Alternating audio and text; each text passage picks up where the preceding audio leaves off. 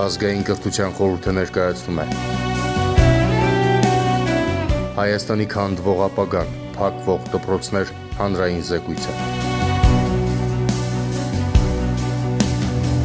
2026 թվականի սեպտեմբերին նախատեսվում է լուծարել 231 հանրակրթական դպրոց, ինչը նշանակում է լուծարվում է հանրապետության յուրաքանչյուր 6-րդ դպրոցը, գյուղական համայնքների գրեթե յուրաքանչյուր 3-րդ դպրոցը։ Մոտ 8000 աշակերտ ստիպված կլինի ամեն օր անցնել տասնյակ կիլոմետրեր կրթություն ստանալու համար։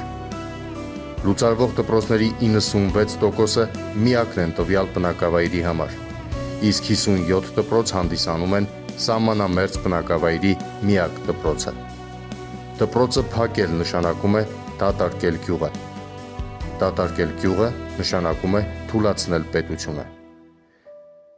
Ինչու է կյանքի կոչվում այս պետականագործան ծրագիրը։ Ինչ իրական եւ անդառնալի սպառնալիքներ է այն բերում Հայաստանի ապագային։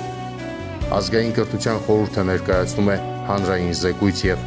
բոլոր մտահոգ անձանց հրավիրում է հանրային քննարկման։ Փետրվարի 20-ին ժամը 13-ին Անի Պլազա հյուրանոցի թվին սրահ։